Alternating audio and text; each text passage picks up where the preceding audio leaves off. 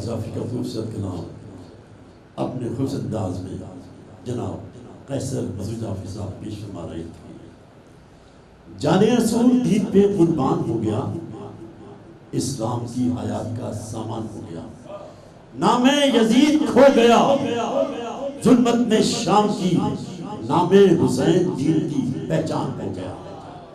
مولا علی کا قول ہے جو شخص علم دین کا عاشق ہوتا ہے وہ اپنی جان پر بڑا احسان کرتا ہے۔ علم عقل کا چراغ ہے، علم وہ پھول ہے جو کبھی نہیں مرجھاتا، علم مومن کی گمشدہ میراث ہے، جہاں سے ملے اسے حاصل کرنا چاہیے۔ اس وقت میں جس شخصیت کو دعوت کلام دے رہا ہوں انہوں نے شعر و سخن علم و ادب کے ماحول میں آنکھ کھولی اور بچپن ہی سے قلم پکڑ کر خیالات کو الفاظ کے قالب میں ڈھالنے کا فن سیکھنا شروع کیا۔ آپ کے والد گرامی پاکستان کے صفحے اول کے تحت لفظ مرثیہ پڑھنے والوں میں شمار کیے جاتے ہیں۔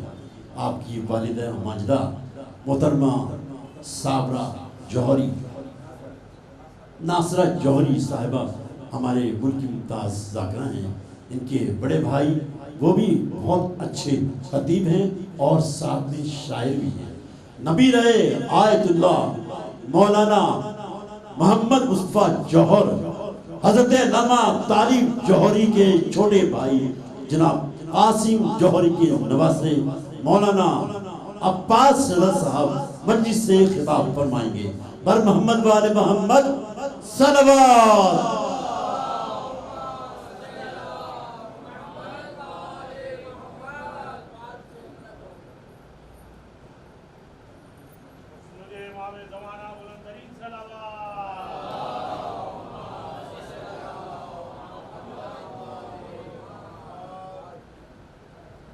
بلند ترین صلوات پڑھیں محمد و آل محمد پر۔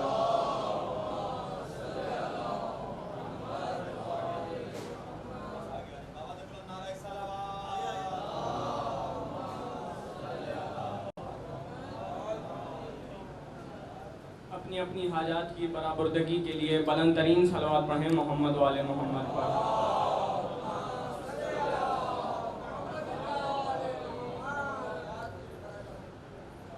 اعوذ باللہ من الشیطان اللعین الرجیم، بسم اللہ الرحمن الرحیم، الحمدللہ الذی انحصرت الاوصاف عن کنہ معرفتہ وردعت عظمتہ العقول فلم تجد مساغا الى بلوغ غایتہ ملکوتہ، هو اللہ الملک الحق المبین، احق و ابین مما تری العیون، لم تبلغ العقول بتحدید فیکون مشبہا ولم تقع علیہ الاوہام بتقدیر فیکون ممثلا، خلق الخلق على غیر تمثیل ولا مشورت مشیر ولا معونت معین، فتم خلقہ بامرہ واذعن لطاعتہ فاجاب ولم يدافع وانقاد ولم ينازع، والصلاة والسلام وتحیۃ والاکرام علی اشرف النبیین وخاتم المرسلین سیدنا و مولانا ابی القاسم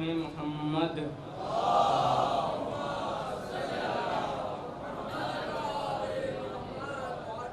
وعلى اہل بیتہ الطیبین الطاہرین المعصومین المظلومین، اما بعد فقد قال اللہ سبحانہ وتعالی فی محکم کتابہ المبین وہو اصدق الصادقین وقولہ الحق، بسم اللہ الرحمن الرحیم، والذی اوحینا الیک من الکتاب هو الحق مصدقا لما بین یدی ان اللہ بعبادہ لخبیر بصیر۔ صلوات۔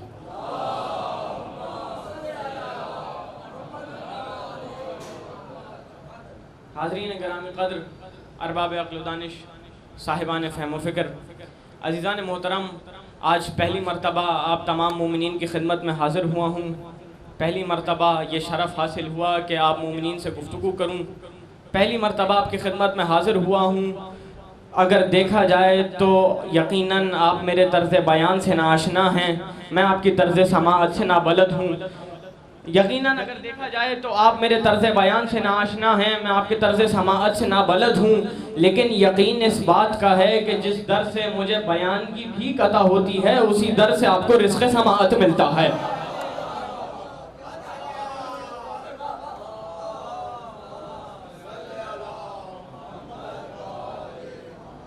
حضور والا واقعات وہی ہیں، آیات وہی ہیں، روایات وہی ہیں، احادیث وہی ہیں، لیکن میں کیا کروں کہ علی کی ولایت کا جام ایک ایسا جام ہے کہ جسے جتنی بار بھی پیو ذائقہ ہر بار الگ محسوس ہوتا۔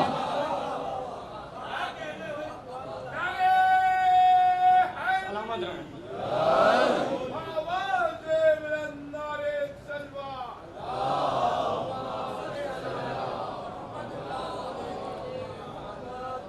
حضور مقدمتاً تمہید کے طور پہ ایک واقعہ آپ کی خدمت میں ہدیہ کروں گا اور اسی واقعے سے گفتگو کا آغاز ہو جائے گا، اور جیسے ہی گفتگو آگے بڑھتی چلی جائے گی آپ کے سامنے یہ بات خود واضح ہو جائے گی کہ میں نے صدر کلام میں یہ واقعہ آپ کو کیوں ہدیہ کیا تھا۔ توجہ کا طالب ہوں، آخری بندے تک توجہات ہیں۔ واقعہ یہ ہے کہ شب کی تاریکی ہے، رات کی تاریکی ہے، نماز شب کا وقت گزر چکا ہے، نماز فجر کا وقت قریب ہے، ایک غلام اور ایک آقا مسجد کی جانب روادواں، ایک آقا اور ایک غلام، ایک مولا ایک غلام مسجد کی جانب روادواں ہیں۔ ارادہ خیر یہ ہے کہ مسجد میں جا کے نماز فجر ادا کی جائے، ارادہ خیر یہ ہے کہ مسجد تشریف لے کے جائیں، وہاں نماز فجر ادا کی جائے۔ ابھی گھر سے نکلے تھے کہ اتنے میں کانوں میں ایک انتہائی دلکش قرآن پڑھنے کی آواز سنائی۔ ایک شخص تھا جو چھت پہ بیٹھا ہوا تھا، قرآن پڑھ رہا تھا، انتہائی دلکش آواز، انتہائی دل کو چھو جانے والی آواز، انتہائی عمدہ لہجہ، انتہائی حسین قراءت کے ساتھ قرآن کی تلاوت کر رہا تھا۔ وہ قرآن کی آواز غلام کے کانوں میں بھی آئی، آقا کے کانوں میں بھی آئی، دونوں نے بغور اس قرآن کی قراءت کو سنا۔ آقا تو آگے بڑھ گئے لیکن غلام مشروف ہو گیا، آقا تو آگے بڑھ گئے لیکن غلام محو ہو گیا، غلام کھو گیا، اس کی قراءت میں مست ہو کے جھومنے لگا۔ جیسے ہی غلام کی اس کیفیت کو دیکھا، اس حالت کو دیکھا، آقا مڑے غلام کی جانب، کہا غلام میرے ساتھ چلو، اس قاری قرآن کی قراءت اسے کوئی فائدہ نہیں پہنچائے گی، اس قاری قرآن کی قراءت اسے کوئی فائدہ نہیں پہنچائے گی۔ غلام تھا، آداب غلامی سے واقف تھا، سلیقہ غلامی سے واقف تھا، جانتا تھا کہ اگر آقا کی طرف سے کوئی حکم آ جائے تو اس پہ نہ سوال کیا جاتا ہے، نہ اعتراض کیا جاتا ہے، سر تسلیم خم کر دیا جاتا ہے۔ غلام کہتا ہے کہ مجھے سمجھ تو کچھ نہ آیا لیکن مولا کا حکم تھا، میں نے اس کی قراءت کو نہیں سنا، میں آگے بڑھ گیا۔ دونوں مسجد پہنچے، نماز ادا کی۔ آقا کا طریقہ یہ تھا، آقا کا دستور یہ تھا، سلیقہ یہ تھا کہ نماز فجر ادا کرنے کے بعد نمازیوں کے جھرمٹ میں بیٹھ جایا کرتے تھے اور نمازیوں کے مسائل کا حل دریافت کرتے تھے۔ حسب معمول مسائل کا حل دریافت کرنا شروع کیا۔ غلام نے موقع کو غنیمت جانا اور دوبارہ اس قاری کی قراءت سننے چلا گیا، پوری توجہ، موقع کو غنیمت جانا، دوبارہ اس قاری قرآن کی تلاوت سننے چلا گیا۔ جب وہاں پہنچا تو دیکھا وہ قاری قرآن چھت سے اتر رہا ہے، اپنے غرفے سے نیچے اتر رہا ہے۔ سرے راہ اس قاری قرآن کو روک لیا، کہا اگر تمہاری اجازت ہو تو تم سے کچھ سوالات کر لوں؟ کہا ہاں اجازت ہے، جو چاہتے ہو سوال کر لو۔ 5 سوال کیے اس غلام نے اور یہیں سے گفتگو کا آغاز ہو جائے گا۔ کہا اتنا تمہارا عمدہ لہجہ ہے، اتنی تمہاری اچھی قراءت ہے، اتنا بتاؤ کیا اللہ کو جانتے ہو؟ اتنی اچھی تمہاری قراءت، اتنا عمدہ تمہارا لہن، اتنی پیاری تمہاری آواز، اتنی دلکش تمہاری آواز، اتنی دل کو چھو جانے والی آواز ہے، اتنا بتاؤ کیا اللہ کو جانتے ہو؟ کہا اے شخص میں قرآن پڑھ رہا ہوں، رات کی تاریکی میں قرآن پڑھ رہا ہوں، تو کیا اللہ کو نہیں جانتا ہوں گا؟ یہ پہلا سوال تھا، اللہ کو جانتا ہوں۔ دوسرا سوال کیا کیا اللہ کے رسول کو جانتے ہو؟ کیا اللہ کے رسول کو جانتے ہو؟ اس شخص نے سر سے لے کے پیر تک غلام کو دیکھا، کہا اتنے معقول شخص سے اس احمقانہ سوال کی امید نہ تھی۔ رات کے تاریکی میں ایک انسان قرآن پڑھ رہا ہے، اللہ کو بھی جانتا ہے، تو کیا حضور اکرم کو نہیں جانتا ہوگا؟ کہا حضور اکرم کو بھی جانتا ہوں۔ تیسرا سوال کیا کیا خانہ کعبہ کو جانتے ہو؟ کہنے لگا کہ جب اللہ کو جانتا ہوں، قرآن کی تلاوت کرتا ہوں، اللہ کو بھی جانتا ہوں، اس کے رسول کو بھی جانتا ہوں، تو کیا خانہ کعبہ کو نہیں جانتا ہوں گا؟ خانہ کعبہ کو بھی جانتا ہوں۔ کہا چوتھا سوال یہ بتا تیرا مذہب کیا ہے، تیرا دین کیا ہے؟ اب وہ شخص جھنجھلانے لگا، غصے میں آ کے کہنے لگا کہ اے شخص، اللہ کو بھی جانتا ہوں، قرآن بھی پڑھ رہا ہوں، خانہ کعبہ کو اپنا قبلہ بھی مانتا ہوں، اس کا مطلب یہ ہے کہ سچا پکا کھرا مسلمان ہوں۔ اس کا مطلب یہ ہے کہ سچا مسلمان ہوں، پکا کھرا مسلمان ہوں۔ 4 سوال ہو گئے، اب 5واں سوال کیا، یہیں سے گفتگو کا آغاز ہو جائے گا۔ کہا اے شخص یہ بتاؤ کیا علی ابن ابی طالب کو جانتے ہو؟ اے شخص یہ بتاؤ کیا علی ابن ابی طالب کو جانتے ہو؟ روایت کے جملے یہ ہیں کہ وہ شخص اب تک جو بنا تعطل، بنا کسی تاخیر کے متواتراً جواب دے رہا تھا، اب اس کی ڈیوڑی پہ بل آیا اور کہنے لگا اے شخص یہ بتا، یہ اللہ رسول قرآن اسلام کے درمیان علی کہاں سے آ گئے؟ یہ اللہ رسول قرآن اسلام کے درمیان یہ علی کہاں سے آ گئے؟ ایک مرتبہ غلام مسکرایا، واپس پلٹا، کہنے لگا اب سمجھ میں آیا میرے مولا نے کیوں کہا تھا کہ اس کی قرآت فائدہ نہیں پہنچائے۔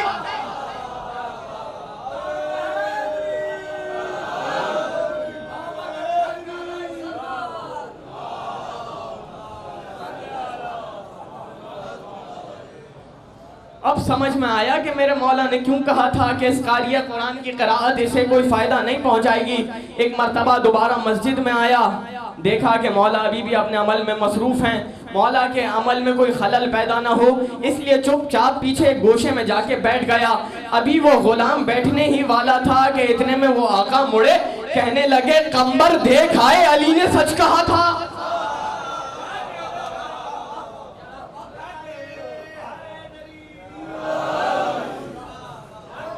تو جو جملہ آپ کی خدمت میں ہدیہ کرنا ہے وہ جملہ یہ ہے کہ جب قرآن کی قرآت علی کے بنا کوئی فائدہ نہیں پہنچائے گی تو قرآن کی تفسیر علی کے بنا کیا فائدہ پہنچائے گی؟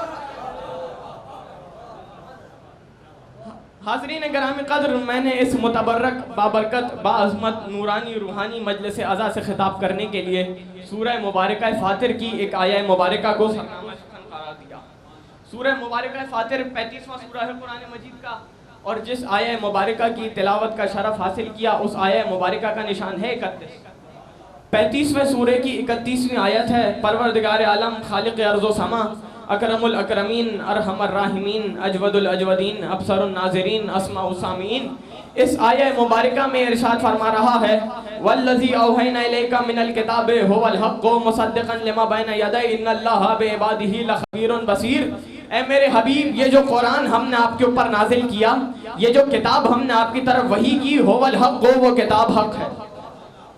یہ کتاب جو ہم نے آپ کی طرف وحی کی وہ کتاب حق ہے۔ مصدقا لما بین یدیہ، جتنی کتابیں گزر چکی، جتنے صحیفے گزر چکے، ان تمام کتابوں کی تصدیق کے لیے یہ قرآن آیا ہے۔ مصدقا لما بین یدیہ کا معنی کیا ہے کہ جتنے صحیفے گزر چکے، جتنی کتابیں گزر چکی، ان کی تصدیق کے لیے یہ کتاب آئی ہے، یہ قرآن آیا ہے۔ ان اللہ بعبادہ لخبیر بصیر، بے شک خدا اپنے بندوں پہ نظر بھی رکھتا ہے، اپنے بندوں کی خبر بھی رکھتا ہے۔ خدا اپنے بندوں کی خبر بھی رکھتا ہے، اپنے بندوں پہ نظر بھی رکھتا ہے۔ فوراً اگلی آیت میں آواز دی، ثم اورثنا الکتاب الذین اصطفینا من عبادنا، اس کتاب کو ہم نے ورثہ بنایا اپنے مصطفیٰ بندوں کا۔ اس کتاب کو ہم نے ورثہ بنایا اپنے مصطفیٰ بندوں کا۔ اب پتہ کیسے چلے کہ وہ مصطفیٰ بندے ہیں کون؟ تو سورہ نمل میں پروردگار عالم نے آواز دی، قل الحمدللہ وسلام علی عبادہ الذین اصطفیٰ، میرے حبیب کہہ دو کہ حمد مختص ہے اللہ کے ساتھ، حمد ہے فقط اللہ کے لیے، وسلام علی عبادہ الذین اصطفیٰ، اور سلام ہو اس کے مصطفیٰ بندوں پر، سلام ہو اس کے مصطفیٰ بندوں پر۔ پتہ چلا کہ جو مصطفیٰ ہوگا علیہ السلام ہوگا، رضی اللہ نہیں ہوگا۔ پتہ چلا کہ جو مصطفیٰ ہوگا علیہ السلام ہوگا۔ 2 وصف اللہ نے اس آیت میں اپنے قرآن کے بتلائے کہ یہ قرآن حق ہے، یہ قرآن مصدقا لما بین یدیہ ہے۔ معنی کیا ہے مصدقا لما بین یدیہ کا؟ یعنی جتنے صحیفے گزر چکے ان صحیفوں کی تصدیق کے لیے یہ قرآن آیا ہے۔ دو وصف ہو گئے قرآن کے، یہ قرآن حق ہے، یہ قرآن مصدقا لما بین یدیہ ہے۔ اور اب اللہ نے سورہ آل عمران میں آواز دی، فمن حاجک فیہ من بعد ما جاءک من العلم فقل تعالوا ندعو ابناءنا وابناءکم ونساءنا ونساءکم وانفسنا وانفسکم ثم نبتہل فنجعل لعنۃ اللہ علی الکاذبین۔ اے میرے حبیب، العلم آ جانے کے بعد اگر کوئی آپ سے کٹجتی کرے، آپ سے بحث کرے، تو کہہ دو کہ تم اپنے بیٹوں کو لاؤ، ہم اپنے بیٹوں کو لائیں، تم اپنی عورتوں کو لاؤ، ہم اپنی عورتوں کو لائیں، تم اپنے نفس کو لاؤ، ہم اپنے نفس کو لائیں، اور مل کر جھوٹوں پہ لعنت کریں، اور مل کر جھوٹوں پہ لعنت کریں۔ جو پیغام اس آیت میں اللہ نے دیا وہ پیغام یہ ہے کہ میرے حبیب پہلے دلیل سے بات کرو، اگر دلیل سے بھی کوئی بات نہ مانے تو لعنت بھیجو، آگے بڑھ جاؤ۔ تو کیا کہا اللہ نے؟ العلم آ جانے کے بعد پتہ چلا کہ یہ قرآن العلم بھی ہے، یہ قرآن العلم بھی ہے، یہ قرآن حق ہے، یہ قرآن مصدقا لما بین یدیہ ہے، یہ قرآن العلم ہے۔ پھر اسی سورہ آل عمران میں آواز دی، وما یعلم تاویلہ الا اللہ والراسخون فی العلم۔ یہ قرآن مشکل ہے، ہر کسی کے سمجھ میں نہیں آئے گا، اس قرآن کی تاویل یا اللہ جانتا ہے یا راسخون فی العلم جانتے ہیں۔ اس قرآن کی تعویل یا اللہ جانتا ہے یا راسخون فی العلم جانتے ہیں۔ تو یہ قرآن حق ہے، یہ قرآن مصدقا لما بین یدیہ ہے، یہ قرآن العلم ہے، یہ قرآن مشکل ہے، ہر کسی کے سمجھ میں نہیں آئے گا۔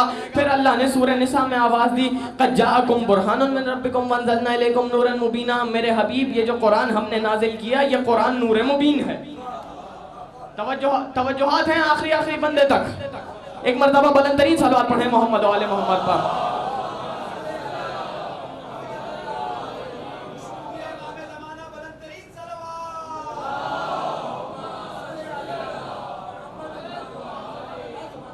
عزیزان محترم، میرا گلا میرا ساتھ نہیں دے رہا ہے، لیکن امید ہے کہ آپ مومنین ساتھ دیں گے، اور اس گلے سے آپ پریشان نہ ہوئیے گا، کیونکہ مرحوم آیت اللہ علامہ طالب جوہری کا جملہ ہے کہ وہ گلے منحوس ہیں جن سے ذکر علی و اولاد علی نہ نکلے۔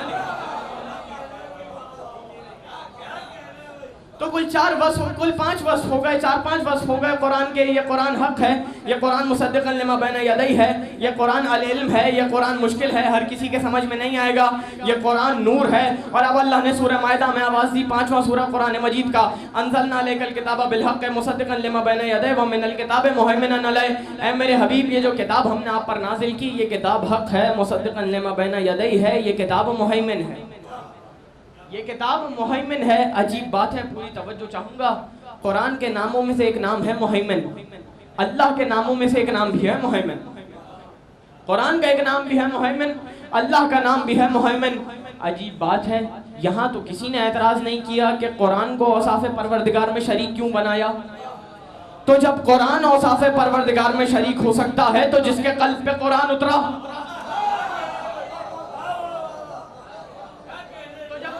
اوصاف پروردگار کا شریک ہو سکتا ہے تو جس کے قلب پہ قرآن اترا، کیا وہ اوصاف پروردگار کا شریک نہیں ہوگا؟ تو یہ قرآن حق ہے، یہ قرآن مصدقا لما بین یدیہ ہے، یہ قرآن العلم ہے، یہ قرآن مشکل ہے، ہر کسی کے سمجھ میں نہیں آئے گا، یہ قرآن نور ہے، یہ قرآن مہیمن ہے۔ اور اب اللہ نے سورہ نحل میں آواز دی، 16واں سورہ قرآن مجید کا، وَنَزَّلْنَا عَلَيْكَ الْكِتَابَ تِبْيَانًا لِكُلِّ شَيْءٍ وَهُدًى وَرَحْمَةً وَبُشْرَى لِلْمُسْلِمِينَ۔ اے میرے حبیب، یہ جو کتاب آپ پر نازل کی یہ کتاب تبیانًا لِكُلِّ شَيْءٍ ہے، یعنی اس کتاب میں ہر شے کا کھلا بیان موجود ہے، یعنی اس کتاب میں ہر شے کا کھلا بیان موجود ہے۔ وَهُدًى، یہ کتاب ہدایت ہے، وَرَحْمَةً، یہ کتاب رحمت ہے، وَبُشْرَى لِلْمُسْلِمِينَ، یہ کتاب خوشخبری ہے مسلمانوں کے لیے، یہ کتاب خوشخبری ہے مسلمانوں کے لیے۔ 4 وصف قرآن کے اور مل گئے، یہ قرآن حق ہے، یہ قرآن مصدقا لما بین یدیہ ہے، یہ قرآن العلم ہے، یہ قرآن مشکل ہے، ہر کسی کے سمجھ میں نہیں آئے گا، یہ قرآن نور ہے، یہ قرآن مہیمن ہے، یہ قرآن تبیانا لکل شیء ہے، یہ قرآن ہدایت ہے، یہ قرآن رحمت ہے، یہ قرآن خوشخبری ہے مسلمانوں کے لیے۔ آیتیں ابھی ختم نہیں ہوئی، آیتیں ابھی آپ کو ہدیہ کروں گا، لیکن اس مرحلہ فکر پہ ایک جملہ آپ کو ہدیہ کرنا چاہ رہا ہوں۔ اللہ نے اتنے اوصاف اپنی کتاب کے بیان کیے، ابھی آیتیں اور بھی آپ کے سامنے پڑھوں گا۔ اتنے اوصاف اپنی کتاب کے بیان کیے کہ یہ قرآن حق ہے، یہ قرآن مصدقا لما بین یدیہ ہے، یہ قرآن العلم ہے، یہ قرآن مشکل ہے، ہر کسی کے سمجھ میں نہیں آئے گا، یہ قرآن برہان ہے، یہ قرآن نور مبین ہے، یہ قرآن مہیمن ہے، یہ قرآن تبیانا لکل شیء ہے، یہ قرآن ہدایت ہے، یہ قرآن رحمت ہے، یہ قرآن خوشخبری ہے مسلمانوں کے لیے۔ اتنے اوصاف بیان کیے، پروردگار چاہتا کیا ہے، مطالبہ کیا ہے، ڈیمانڈ کیا ہے؟ تو اب اللہ نے سورہ محمد میں آواز دی، افلا یتدبرون القرآن، حبیب یہ لوگ قرآن میں تدبر کیوں نہیں کرتے؟ حبیب یہ لوگ قرآن میں تدبر کیوں نہیں کرتے؟ ام علی قلوب اقفالھا، کیا ان لوگوں کے دلوں پہ تالے پڑے ہوئے ہیں؟ آج کی مجلس کا انتہائی قیمتی جملہ، شاید سب سے بڑا جملہ، خدا کی نگاہ میں اس شخص کے دل پہ تالا پڑا ہوا ہے کہ جو قرآن میں تدبر نہیں کرتا۔ افلا یتدبرون القرآن، حبیب یہ لوگ قرآن میں تدبر کیوں نہیں کرتے؟ ام علی قلوب اقفالھا، کیا ان لوگوں کے دلوں پہ تالے پڑے ہوئے ہیں؟ کیا ان لوگوں کے دل مقفل ہیں؟ یہ تھی سورہ محمد۔ اور اب سورہ یوسف میں آواز دی، انا انزلناہ قرآنا عربیا لعلکم تعقلون، ہم نے قرآن کو عربی زبان میں نازل کیا تاکہ تم اس قرآن کو سمجھو۔ ہم نے اس قرآن کو عربی زبان میں نازل کیا تاکہ تم اس قرآن کو سمجھو، اس کتاب سے استفادہ کرو، اس کے مطالب کو سمجھو۔ تو پروردگار، ہم تو عربی زبان جانتے نہیں، ہم اس کتاب کو کیسے سمجھیں؟ اللہ نے کہا کہ ہم نے اس کتاب کو عربی زبان میں نازل کیا تاکہ تم اس کتاب کو سمجھو۔ ہم عربی زبان جانتے نہیں، اب ہم اس کتاب کو کیسے سمجھیں، اس قرآن کو کیسے سمجھیں؟ پوری توجہ کا طالب ہوں اس نقطے پہ۔ کیا کہا اللہ نے کہ ہم نے اس قرآن کو عربی زبان میں بھیجا تاکہ تم اس قرآن کو سمجھو۔ ہم عربی زبان جانتے نہیں، اب قرآن کیسے سمجھیں؟ ہم نے اپنے لیے ایک رستہ بنایا، ایک راہ نکالی کہ گویا خدا یہ کہنا چاہ رہا ہے کہ جو لوگ عربی زبان جانتے ہیں ان سے جا کے قرآن سمجھ لو۔ آخری بندے تک توجہ کا طالب ہوں اس جملے پہ کہ جو لوگ عربی زبان جانتے ہیں ان سے جا کے قرآن سمجھ لو۔ اس پہ بھی آیت نازل ہو گئی، الاعراب اشد کفرا، خبردار اہل عرب سے جا کے قرآن نہ سمجھنا، یہ کفر میں تم سے بھی زیادہ شدید ہیں۔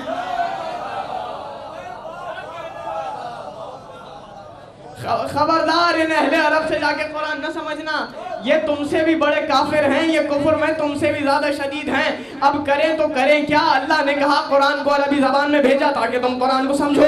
ہم عربی زبان جانتے نہیں، ہم نے اپنے لیے ایک رستہ بنایا، ایک راہ نکالی ہم نے اپنے لیے کہ گویا خدا یہ کہنا چاہ رہا ہے کہ اہل عرب سے جا کے قرآن سمجھ لو۔ اس پہ بھی ممانعت آ گئی کہ خبردار اہل عرب سے قرآن نہ سمجھنا، یہ تم سے بھی بڑے کافر ہیں، یہ کفر میں تم سے بھی زیادہ شدید ہیں۔ تو اب قرآن سمجھیں تو کیسے سمجھیں؟ پریشان ہونے کی ضرورت نہیں ہے، چلیں مسجد کوفہ میں ممبر سلونی سے میرے علی نے صدا دی، نحنو عقل اللہ الاول، ارے خدا کی عقل اول ہم آل محمد ہیں، ارے خدا کی عقل اول ہم آل محمد ہیں۔ خدا نے کہا تھا قرآن عقل سے سمجھا جائے گا، یہ نہیں کہا تھا کہ قرآن آپ کی عقل سے سمجھا جائے گا۔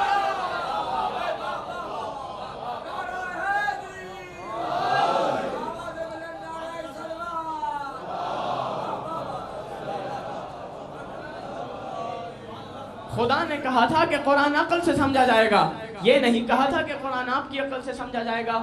تو یہ قرآن حق ہے، یہ قرآن مصدقا لما بین یدیہ ہے، یہ قرآن العلم ہے، یہ قرآن مشکل ہے، ہر کسی کے سمجھ میں نہیں آئے گا، یہ قرآن نور مبین ہے، یہ قرآن مہیمن ہے، یہ قرآن تبیانا لکل شیء ہے، یہ قرآن ہدایت ہے، یہ قرآن رحمت ہے، یہ قرآن خوشخبری ہے مسلمانوں کے لیے۔ اور اب اللہ نے سورہ بقرہ میں آواز دی، الف لام میم ذالک الکتاب لا ریب فیہ ھدی للمتقین، یہ جو کتاب ہم نے نازل کی یہ کتاب ہے لا ریب، یہ کتاب جو ہم نے نازل کی یہ کتاب ہے لا ریب وھدی للمتقین، یہ کتاب ہدایت ہے متقین کے لیے، یہ کتاب ہدایت ہے متقین کے لیے۔ پروردگار یہ بھی بتلا دے کہ یہ متقی ہے کون؟ کہا پڑھو اگلی آیت، یؤمنون بالغیب، متقی وہ ہے جو غیب پر ایمان رکھے۔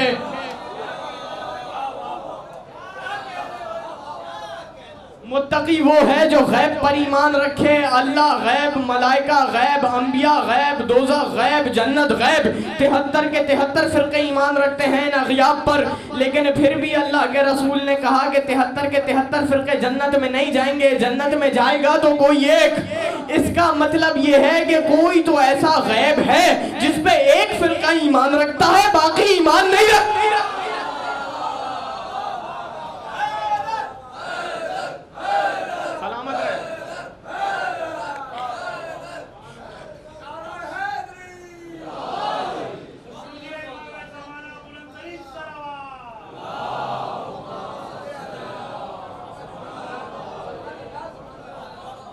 کا مطلب یہ ہے کہ کوئی تو ایسا غیب ہے جس پر ایک فرقہ ایمان رکھتا ہے، باقی فرقے ایمان نہیں رکھتے، تو یہ قرآن العلم ہے، یہ قرآن حق ہے، یہ قرآن مصدقا لما بین یدیہ ہے، یہ قرآن العلم ہے، یہ قرآن مشکل ہے، ہر کسی کے سمجھ میں نہیں آئے گا، یہ قرآن نور ہے، یہ قرآن مہیمن ہے، یہ قرآن تبیانا لکل شیء ہے، یہ قرآن ہدایت ہے، یہ قرآن رحمت ہے، یہ قرآن خوشخبری ہے مسلمانوں کے لیے، یہ قرآن لا ریب بھی ہے، یہ قرآن لا ریب بھی ہے۔ اور اب اللہ نے سورہ بنی اسرائیل میں آواز دی وَنُنَزِّلُ مِنَ الْقُرْآنِ مَا هُوَ شِفَاءٌ وَرَحْمَةٌ لِّلْمُؤْمِنِينَ وَلَا يَزِيدُ الظَّالِمِينَ إِلَّا خَسَارًا، یہ قرآن جو ہم نے نازل کیا یہ قرآن شفا ہے مومنوں کے لیے، خسارہ ہے ظالموں کے لیے۔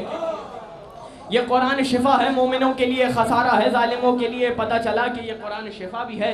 پھر آگے بڑھ کے اسی سورہ بنی اسرائیل میں آواز دی ذالک مما اوحی الیک وربک من الحکمہ، یہ قرآن جو ہم نے نازل کیا یہ قرآن حکیم بھی ہے، یہ قرآن جو ہم نے نازل کیا یہ قرآن حکیم بھی ہے۔ پتہ چلا کہ قرآن شفا بھی ہے، یہ قرآن حکیم بھی ہے۔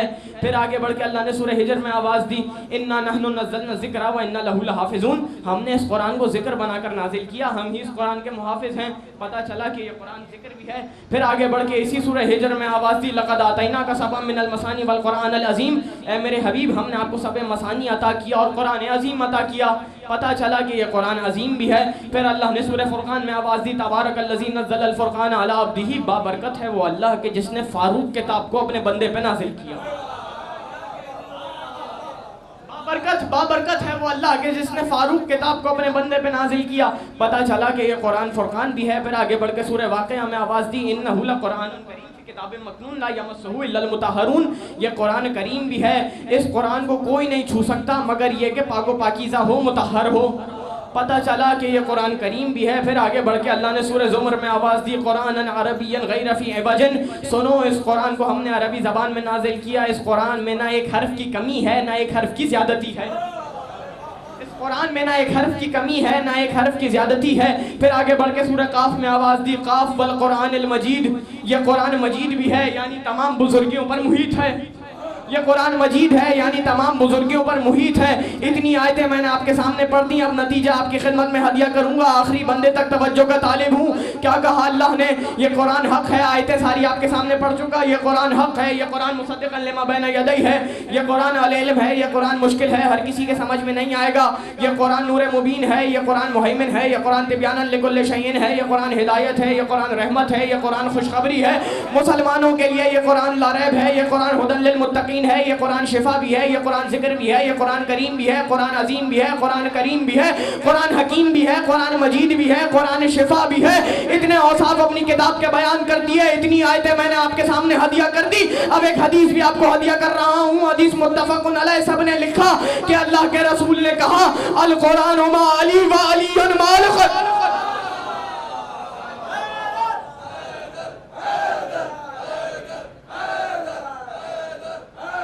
القرآن ما علی و علی ما القرآن، قرآن علی کے ساتھ ہے، علی قرآن کے ساتھ ہے۔ گویا اللہ کے رسول یہ کہنا چاہ رہے ہیں کہ قرآن اگر روح ہے تو علی جسم ہے، قرآن لا ریب ہے، علی بے عیب ہے، قرآن العلم ہے، علی راسخون فی العلم ہے، قرآن ہدی للمتقین ہے، علی امام المتقین۔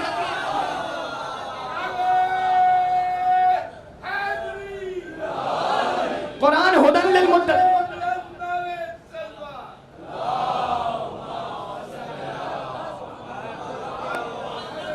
قرآن ہدی للمتقین ہے، علی امام المتقین ہے، قرآن کتاب مبین ہے، علی امام مبین ہے، قرآن معجزہ ہے، علی معجز نما ہے، قرآن مشکل ہے، علی مشکل کشا ہے، قرآن مشکل ہے، علی مشکل کشا ہے، قرآن شفا ہے، علی والد صاحب خاک شفا ہے،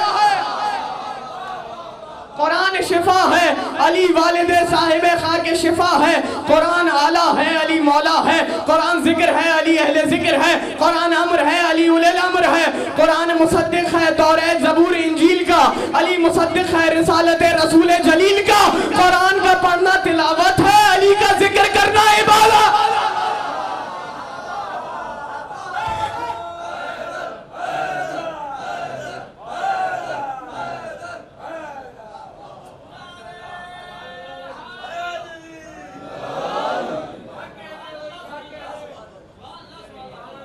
تو جیسے قرآن ویسے وارثان قرآن، جیسے قرآن ویسے وارثان قرآن. ایک حدیث ابھی آپ کے سامنے پیش کی, ایک اور حدیث آپ کے سامنے پیش کر دوں. یہ حدیث بھی متفق علیہ, سب نے لکھا النظر الی المصحف عبادہ, قرآن کی طرف دیکھنا عبادت ہے. النظر الی المصحف عبادہ, قرآن کی طرف دیکھنا عبادت ہے. کل 4 چیزیں ہیں کہ جن کی طرف دیکھنا عبادت ہے. توجہات ہیں آپ مومنین کی. کل 4 چیزیں ہیں کہ جن کی طرف دیکھنا عبادت ہے. النظر الی المصحف عبادہ, قرآن کی طرف دیکھنا عبادت. النظر الی الکعبۃ عبادہ, کعبے کی طرف دیکھنا عبادت. النظر الی الوالد عبادہ, والد کی طرف دیکھنا عبادت. النظر الی العالم عبادہ, عالم کی طرف دیکھنا عبادت. کل 4 چیزیں ہیں کہ جن کی طرف دیکھنا عبادت ہے. عالم کی طرف دیکھنا عبادت ہے, والد کی طرف دیکھنا عبادت ہے, کعبے کی طرف دیکھنا عبادت ہے, قرآن کی طرف دیکھنا عبادت ہے. 4 چیزیں ہیں کہ جن کی طرف دیکھنا عبادت ہے. عالم, والد, کعبہ, قرآن. عالم, والد, کعبہ, قرآن. پہلا کیا ہے؟ عالم کی طرف دیکھنا عبادت. میرے اسی رسول نے کہا انا مدینۃ العلم علی بابھا, میں شہر علم ہوں, علی اس کا دروازہ ہے. دوسرا کیا ہے؟ والد کی طرف دیکھنا عبادت. میرے اسی رسول نے کہا انا و علی ابوا ہذہ الامہ, میں اور علی اس امت کے 2 باپ ہیں. میں اور علی اس امت کے 2 باپ ہیں. تیسری چیز کیا ہے؟ تیسری چیز کیا ہے؟ کعبے کی طرف دیکھنا عبادت. میرے اسی رسول نے کہا یا علی مثلو کا مثل الکعبہ ہے, علی آپ کی مثال کعبے کی مثال ہے. چوتھی چیز قرآن کی طرف دیکھنا عبادت. القرآن ما علی و علی ما القرآن, قرآن علی کے ساتھ ہے, علی قرآن کے ساتھ ہے. بالکل عقلی سی بات یہ ہے, عقل کا تقاضا یہ ہے کہ جب آپ عالم کو دیکھیں گے تو قرآن کو دیکھنے کا ثواب نہیں, جب قرآن کو دیکھیں گے والد کو دیکھنے کا ثواب نہیں, والد کو دیکھیں گے کعبے کو دیکھنے کا ثواب نہیں. لیکن اگر علی ابن ابی طالب کے چہرے کی طرف دیکھیں گے, عالم کو دیکھنے کا ثواب بھی ہے, والد کو بھی, کعبے کو بھی, قرآن کو دیکھیں.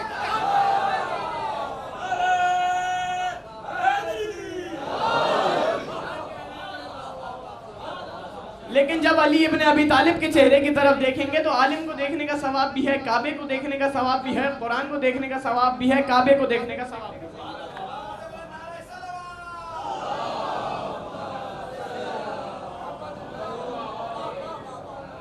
اگر علی کے چہرے کی طرف دیکھیں گے تو ایک وقت میں 4 عبادتوں کا ثواب حاصل کریں گے. تو اب ہم تو اس زمانے میں تھے نہیں, تو ہم تو اس عبادت سے محروم, ہم نے تو اپنے مولا کا دیدار نہیں کیا, ہم تو اس عبادت سے محروم. کہا نہیں, ذکر و علی عبادہ, علی کا ذکر بھی عبادت ہے. کبھی اگر حالات ایسے ہو جائیں کہ علی کے ذکر پہ پابندی لگ جائے تب ہم اس عبادت سے محروم ہو جائیں گے. کہا نہیں, حب و علی عبادہ, علی کی محبت بھی عبادت.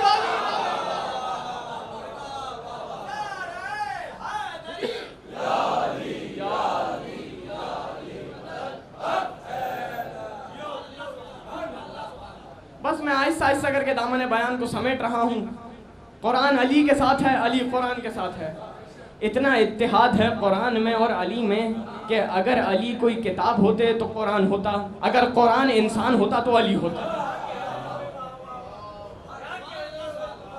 اب اس جملے کی دلیل آپ کی خدمت میں پیش کرنے لگا ہوں. ایک روایت آپ کی خدمت میں ہدیہ کروں گا اور اسی پہ دامن بیان کو سمیٹ دوں گا. صدر کلام میں ایک جملہ آپ کی خدمت میں نے ہدیہ کیا تھا, اس جملے کو یہاں دہراؤں گا اور پھر روایت ہدیہ کروں گا. تفسیر قرآن, تفسیر کتاب علی کے بنا کوئی فائدہ نہیں پہنچائے گی. قرآن کی تفسیر علی کے بنا کوئی فائدہ نہیں پہنچائے گی. دلیل کیا ہے؟ یہ روایت ہے. کتاب کا نام ہے منہاج البدایہ, اس میں آیت اللہ گل پیگانی نے یہ واقعہ لکھا اور اس کا ایک جز علامہ مجلسی نے بحار الانوار میں لکھا.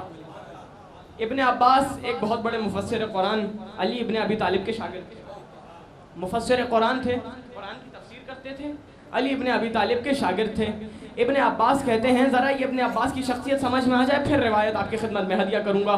ابن عباس کہتے ہیں کہ میں ایک بار امیر کائنات کی خدمت میں حاضر ہوا مغربین کی نماز کے بعد. مغربین کی نماز کے بعد امیر کائنات کی خدمت میں حاضر ہوا. میں نے کہا یا علی بسم اللہ الرحمن الرحیم کی تفسیر کرتے ہیں. مفسر قرآن بھی ہیں, علی کے شاگرد بھی ہیں. کہا یا علی بسم اللہ الرحمن الرحیم کی تفسیر کر دیں. کہتے ہیں کہ علی ابن ابی طالب نے تفسیر شروع کی, میں رات بھر محو ہو گیا بسم اللہ الرحمن الرحیم کی تفسیر میں, یہاں تک کہ اذان فجر بلند ہوئی. میں رات بھر محو ہو گیا بسم اللہ الرحمن الرحیم کی تفسیر میں, یہاں تک کہ اذان فجر بلند ہوئی اور گفتگو ابھی بسم اللہ کے با پہ رکی ہوئی تھی. گفتگو ابھی بسم اللہ کے با پہ رکی ہوئی تھی. ابن عباس کہتے ہیں میں نے کہا یا علی میں مغربین کی نماز کے بعد آیا تھا, اذان فجر بھی بلند ہو گئی اور گفتگو ابھی بسم اللہ کے با پہ رکی ہوئی ہے. تب علی نے یہ جملہ ارشاد فرمایا, ابن عباس میرے سامنے 70 اونٹوں کو کھڑا کرو, ان 70 اونٹوں پہ جتنی کتابیں آ سکتی ہیں ان ساری کتابوں کو رکھ دو, ان ساری کتابوں کو صرف بسم اللہ الرحمن الرحیم کی تفسیر سے بھرتا چلا جاؤ.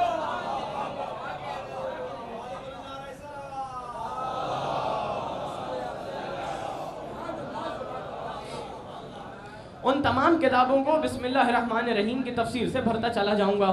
ابن عباس ایک دن حاکم شام کے دربار میں بیٹھے ہوئے تھے کہ اتنے میں حاکم شام کے پاس ایک خط آیا قیصر روم کی جانب سے.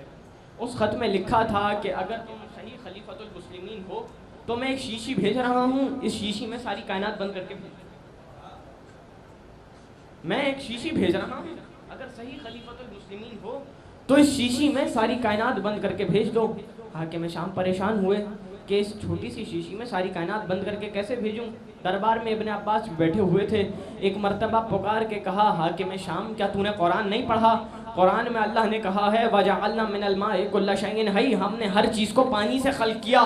کہنا یہ چاہتا ہے کہ اس شیشی میں سمندر کا خالص پانی بند کرو اور بھیج دو. اب جملہ آپ کی خدمت میں ہدیہ کروں گا, مومنین تشریف فرما ہیں, آپ سے زیادہ اس جملے کا کوئی لطف لے بھی نہیں سکتا. حاکم شام متاثر ہوا, کہنے لگا کہ تمہارے پاس اتنا علم کیسے آیا؟ تمہارے پاس اتنا علم کیسے آیا؟ کوئی چاہے نہ چاہے علی کے فضائل تو آ ہی جاتے ہیں, کوئی چاہے نہ چاہے علی کے فضائل تو آ ہی جاتے ہیں. کہنے لگے کہ میرے پاس یہ اتنا علم میرے مولا علی سے آیا. کہنے لگے کہ تمہارے پاس بھی اتنا علم ہے, علی کے پاس بھی اتنا علم ہے, تو تمہارے اور علی کے علم میں فرق کیا ہوا؟ کہا وہی فرق ہے جو شیشی کا سمندر کے پانی میں ہے.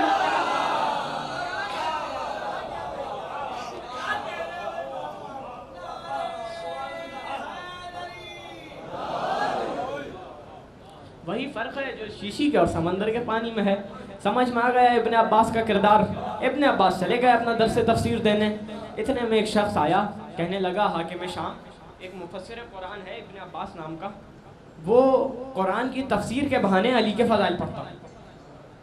کہتا تو ہے کہ میں قرآن کی تفسیر کر رہا ہوں لیکن تفسیر نہیں کرتا, علی کے فضائل پڑھنا شروع ہو جاتا ہے, بہانے بہانے سے علی کے فضائل پڑھتا ہے. کہا اچھا کل میں خود اس کے درس تفسیر میں جا کے دیکھوں گا کہ تمہاری بات میں کتنی سچائی ہے, کتنی صداقت ہے, میں کل جا کے دیکھوں گا. حاکم شام کل ابن عباس کے درس تفسیر میں گئے. انہوں نے بھی اس بات کو محسوس کیا کہ جو آیت پڑھ رہا ہے علی کے فضائل نکال رہا ہے. جو آیت پڑھا ہے, دیکھیے دلیل آپ کے سامنے پیش کر رہا ہوں, قرآن کی تفسیر علی کے بنا ممکن نہیں ہے. جو آیت پڑھ رہا ہے علی کے فضائل نکال رہا ہے. ایک مرتبہ حاکم شام کھڑے ہوئے, کہنے لگے ابن عباس وہ آیتیں نہ پڑھو کہ جن میں علی کا ذکر ہے. جملہ سنیں گے, عجیب جملہ ہے. ابن عباس وہ آیتیں نہ پڑھو کہ جن میں علی کا ذکر ہے. کہا گویا تم یہ کہنا چاہتے ہو کہ میں قرآن پڑھنا چھوڑ دوں؟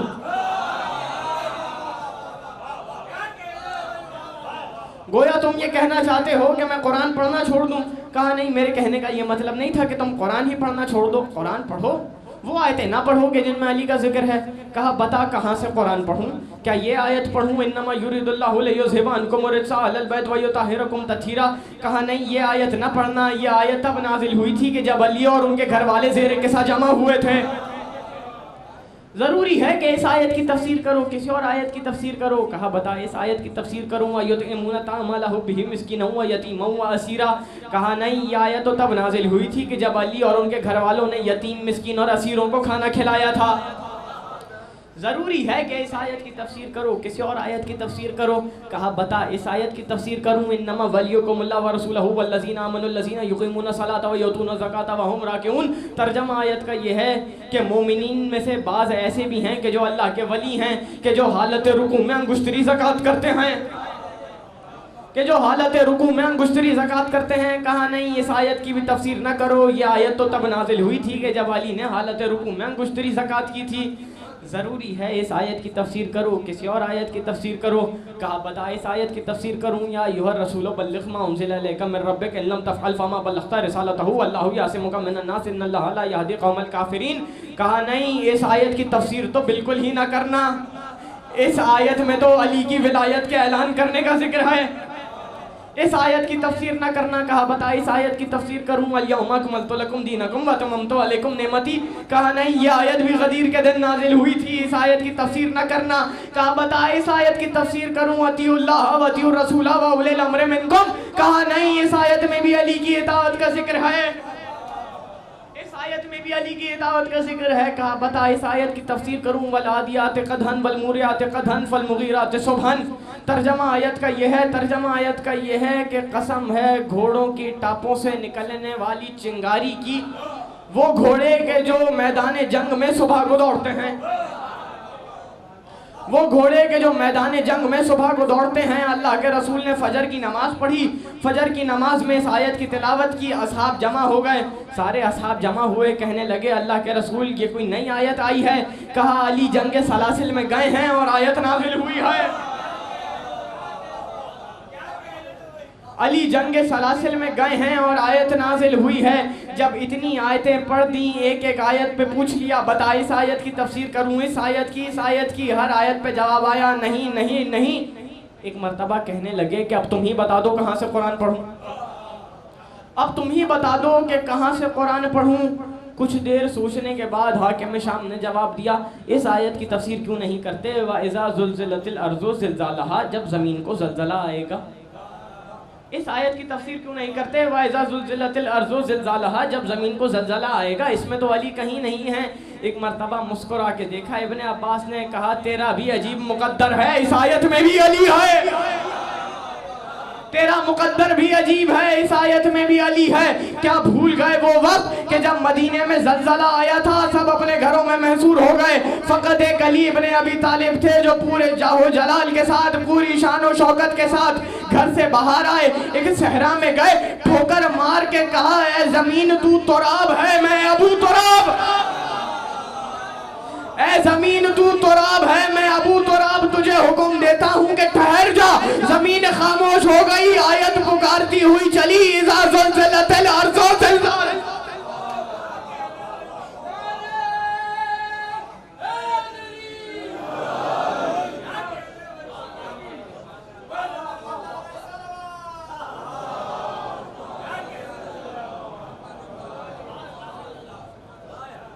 بس میں نے دامن بیان کو سمیٹ دیا قرآن کی تفسیر علی کے بنا ممکن نہیں تمام فضائل کو اگر ایک نقطے پہ جمع کیا جائے تو ذات علی بن ابی طالب بنتی ہے اور تمام مصائب کو ایک نقطے پہ جمع کیا جائے تو ذات حسین ابن علی بنتی ہے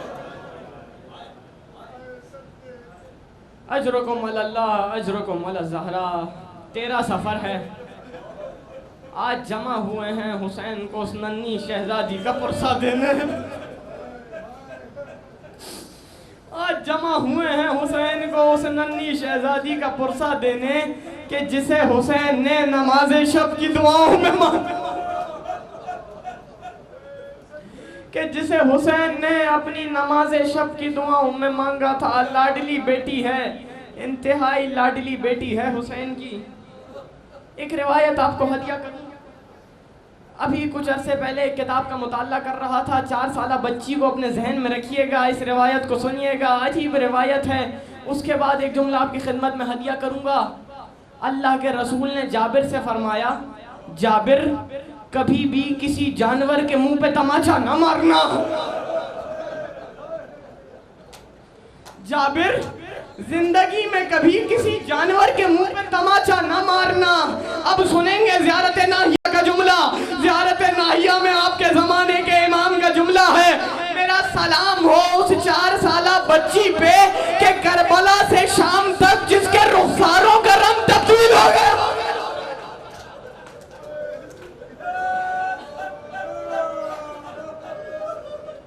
میرا سلام ہو اس بچی پر کہ کربلا تا شام جس کے رخساروں کا رنگ تبدیل ہو گیا زیارت ناہیہ میں آپ کے زمانے کے امام کا کہا ہے میرا جملہ نہیں ہے امام زمانہ نے فرمایا السلام علی الدماء السائلات سلام ہو کربلا کے بعد اس بہتے ہوئے خون پر سلام ہو کربلا کے بعد اس بہتے ہوئے خون پر مجھے بتلائیے کہ یہ کربلا کے بعد کس کا خون ہے جو بہ رہا ہے کہ کربلا کے بعد کس کا خون ہے کہ جو بہ رہا ہے؟ روایت کے جملے ہیں کہ جب تماچے پڑے رخساروں سے خون نکلا، جب بالیاں نوچی گئی کانوں سے خون.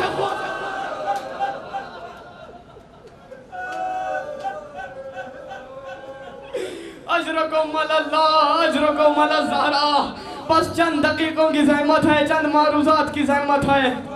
لاڈلی بیٹی ہے حسین کی، انتہائی لاڈلی بیٹی ہے حسین کی. نماز شب کی دعاؤں میں مانگا تھا اس بیٹی کو ذرا سکینہ اور حسین کا رشتہ سمجھ میں آ جائے. حسین تنہا کھڑے ہیں کربلا کے بن میں. حد تو یہ ہے کہ جوان بیٹا شہید ہو گیا، جوان بھائی شہید ہو گیا، گود کے پالے اونو محمد شہید ہو گئے، ششماہ علی اصغر شہید ہو گیا. ایک مرتبہ رخصت آخر کے لیے خیموں میں آئے، صدا بلند کی بیبیوں. حسین صبح سے لاشیں اٹھا کے تھک چکا، حسین صبح سے لاشیں اٹھا کے تھک چکا ہے. حسین میں اتنی ہمت نہیں ہے کہ فردن فردن ایک ایک بیوی کو سلام کرے. بیویوں تم ایک قطار بنا لو یا ایک حلقہ بنا لو، حسین اس میں سے تمہیں سلام کرتا ہوا گزر جائے گا. بیویوں نے قطار بنائی، حسین نے صدا بلند کی، یا زینب یا ام کلثوم یا سکینہ علیکن منی السلام. اے زینب، اے ام کلثوم، اے سکینہ، حسین کا آخری سلام قبول کرو. یہ کہہ کے حسین در خیمہ پہ جا کے رک گئے. یہ کہہ کے حسین در خیمہ پہ جا کے رک گئے. ایک مرتبہ انگلی کے اشارے سے فضہ کو بلایا، کہا فضہ میں تمہارا کون ہوں؟ کہا حسین آپ امام وقت ہیں، میرے سید و سردار ہیں، میرے حاکم ہیں، میرے مولا ہیں. کہا فضہ اگر میں کچھ کہوں گا تو مانو گی؟ فضہ اگر میں کچھ کہوں گا تو مانو گی؟ کہا حسین میں نے تمہیں اپنی گود میں کھلایا ہے، اگر تم کچھ کہو گے تو میں کیوں نہ مانوں گی؟ کہا فضہ میں اب جا رہا ہوں، واپس نہیں آؤں گا، اگر ہو سکے تو میری سکینہ کا خیال رکھ.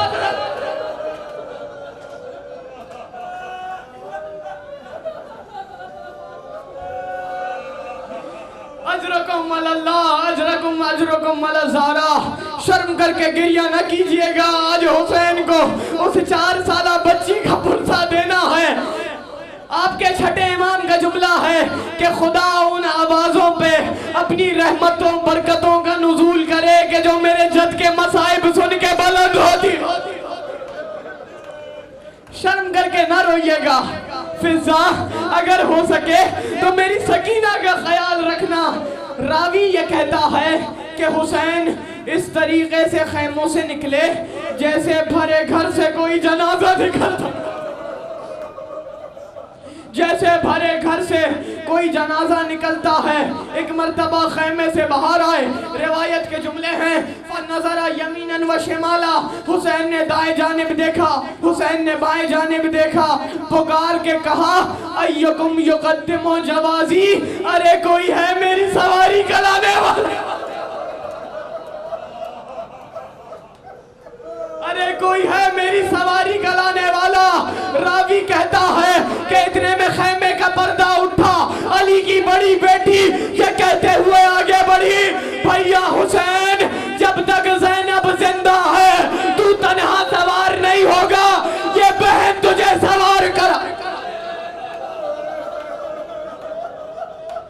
بہت آرام سے یہ روایت کے جملے سن لیں.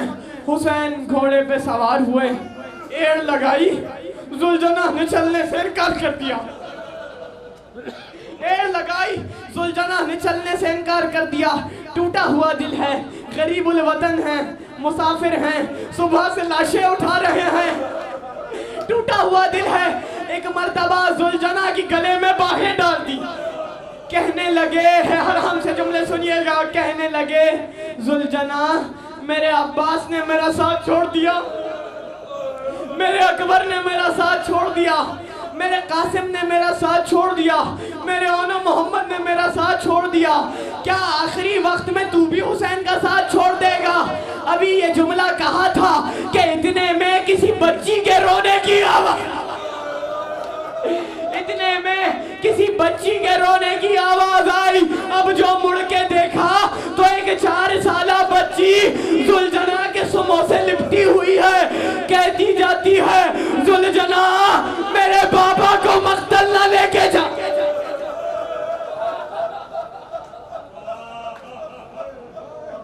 کہتی جاتی ہے ذوالجنا میرے بابا کو مقتل نہ لے کے جانا.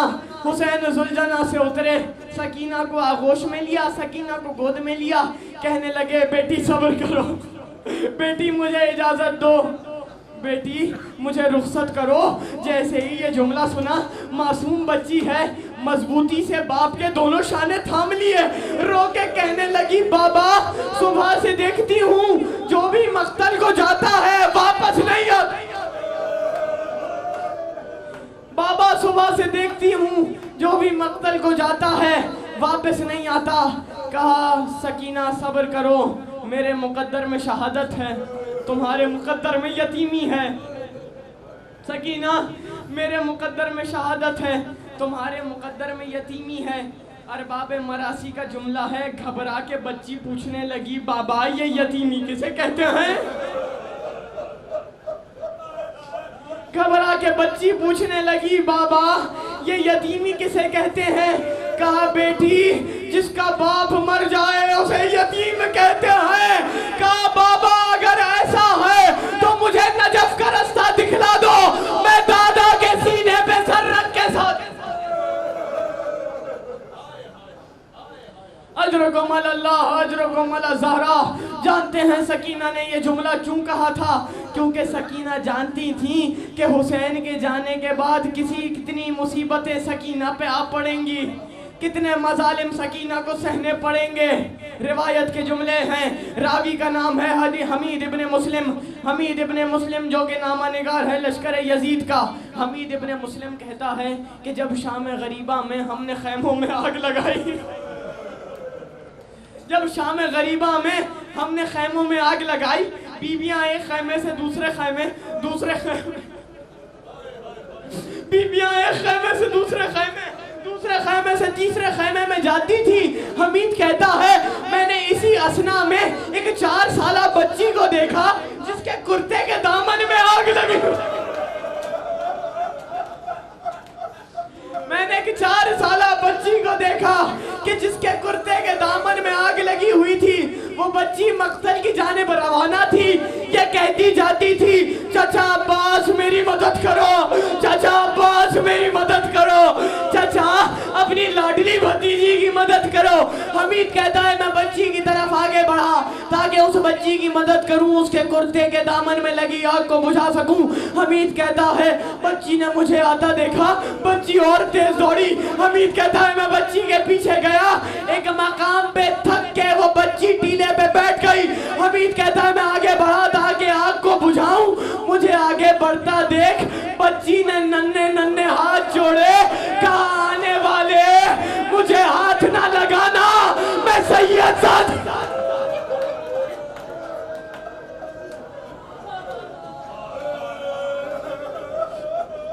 آنے والے مجھے ہاتھ نہ لگانا, میں سید زادی ہوں, میں فاطمہ زہرا کی بیٹی ہوں, میں علی مرتضیٰ کی بیٹی ہوں.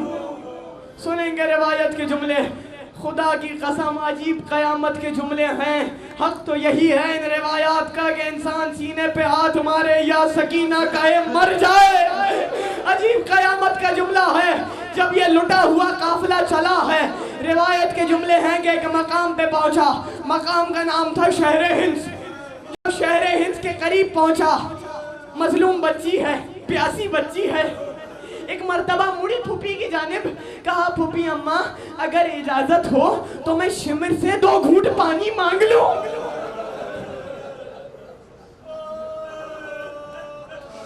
پھوپھی اماں اگر اجازت ہو تو میں شمر سے 2 گھونٹ پانی مانگ لوں. عجیب قیامت کا منظر ہے, ساقی کوثر کی بھتیجی آج خود پانی کی محتاج ہے. پھوپھی اماں اگر اجازت ہو تو شمر سے 2 گھونٹ پانی مانگ لوں.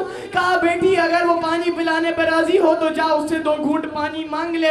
بچی شمر کے پاس گئی, پانی مانگا. جانتے ہیں کیسے مانگا؟ بالکل ویسے پانی مانگا جیسے کربلا میں اصغر نے مانگا تھا. زبان سے کچھ نہ کہا, سوکھی ہوئی زبان دکھلا دی. سنیں گے روایت کے جملے. مجھے معاف کیجئے گا تمام عزاداروں سے معافی کے ساتھ, تمام سادات سے معافی کے ساتھ. شمر کے پاس پانی کا ایک بہت بڑا مشکیزہ تھا, ایک بہت بڑا مشکیزہ تھا. روایت کے جملے ہیں, شمر نے پہلے خود پانی پیا, لشکر کو سیراب کیا, جانوروں کو پانی پلایا. جتنا پانی بچ گیا سکینہ کو دکھا کے زمین پہ پانی ہو رہا.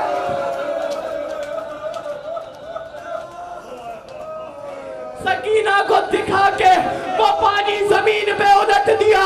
4 سالہ بچی ہے, اپنے زخمی رخساروں کو پانی پہ رکھ دیا. میرا دل کہتا ہے بچی نے فرات کا رخ کیا ہوگا, کہا ہوگا چچا عباس تمہارے جانے کے بعد پانی سکینہ کے نصیب سے, پانی سکینہ کے نصیب سے اٹھ گیا. آخری جملہ, آخری روایت ہے, سانس لے لیں, آرام سے سانس لیں. آخری روایت ہے, آخری روایت. اے کاش کتابوں میں یہ روایت موجود نہ ہوتی, میں یہ روایت آپ لوگوں کے سامنے کبھی نہ پڑھتا. مجھے معاف کیجئے گا. جب یہ لٹا ہوا قافلہ یزید کے دربار پہنچا ہے, جب یہ لٹا ہوا قافلہ یزید کے دربار پہنچا ہے, یزید تخت پہ بیٹھا ہوا ہے, سامنے تشت طلا میں حسین کا کٹا ہوا سر ہے, اور یزید چھڑی سے حسین کے شفتین کی بے حرمتی کر رہا. یزید چھڑی سے حسین کے شفتین کی, حسین کے لبوں کی بے حرمتی کر رہا ہے. لٹا ہوا قافلہ یزید کے دربار پہنچا. ایک مرتبہ یزید نے اپنے وزیر کو بلایا, کہا وزیر ایک بات تو بتا, انہیں بیبیوں کی کمر کیوں جھکی ہوئی ہے, انہیں بیبیوں کی کمر خم کیوں ہے؟ وزیر نے کہا امیر تجھے کیا بتاؤں, جس رسی میں ان بیبیوں کے شانے بندھے ہوئے ہیں اسی رسی میں ایک 4 سالہ بچی کا گلا بندھا ہوا ہے. جب بیویاں کھڑی ہوتی ہیں اس بچی کا دم گھٹ جاتا. آخری جملہ, آخری جملہ, آخری روایت ہے. کتاب کا نام ہے مقتل ملحوف علی قتل طفوف, سید ابن طاووس علیہ الرحمہ کا مقتل ہے.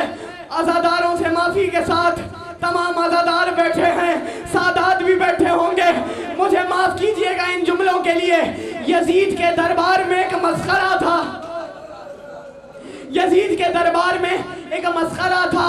یزید نے اس مسخرے کو بلایا, کہا اے شخص آج میں بہت خوش ہوں, بڑے خاندان کے قیدی ہیں, بڑے خانوادے کے قیدی آئے ہیں, آج کچھ ایسا کر کہ جس سے میری طبیعت خوش ہو جائے. کہا امیر میں کچھ ایسا ہی کروں گا جس سے تیری طبیعت خوش ہو جائے, لیکن امیر بدلے میں مجھے کیا ملے گا؟ کہا جو تو بولے وہ تجھے عطا کروں گا. عزاداروں سے معافی کے ساتھ اس مسخرے نے اشارہ کیا ایک 4 سالہ بچی کی طرف, اس مسخرے نے اشارہ کیا ایک 4 سالہ بچی کی طرف. کہا امیر حبلی حاضر جاریہ, اس بچی کو میری کنیزی میں دے.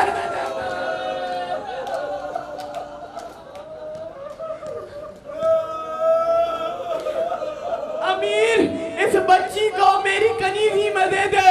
جیسے ہی یہ جملہ سنا بچی مڑی پھوپھی اماں کی جانب, کہا پھوپھی اماں میں تماچے کھا چکی, میرے گوشوارے نوچے جا چکے, میرے کرتے کے دامن میں آگ لگ چکی.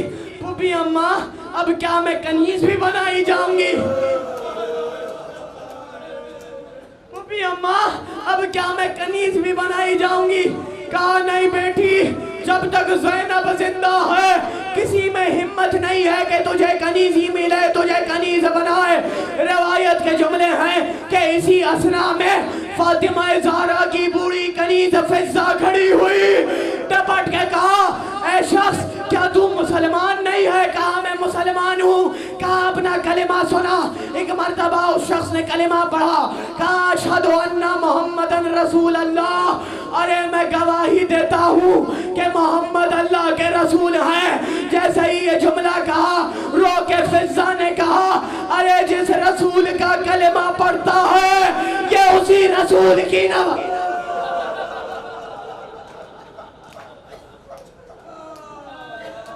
آخری جملہ جس رسول کا کلمہ پڑھتا ہے یہ اسی رسول کی نواسی ہے. اتنے مظالم سہنے کے بعد جب زندان میں بچی کے پاس بابا کا سر آیا, ایک مرتبہ بابا کا کٹا سر اپنی آغوش میں لیا. بچی روتی جاتی ہے, کہتی جاتی ہے من الذی ایتمنی, بابا یہ کس نے مجھے یتیم کر دیا. بچی روتی جاتی ہے, کہتی جاتی ہے من الذی ایتمنی, بابا یہ کس نے مجھے یتیم کر دیا. بچی روتی جاتی ہے, کہتی جاتی ہے. اچانک سکینہ کی آواز رک گئی, یہاں سید سجاد کی آواز بلند ہوئی, پھوپھی اماں انا للہ و انا الیہ راجعون. بابا کی عزادار بیٹی بابا کے پاس چلی.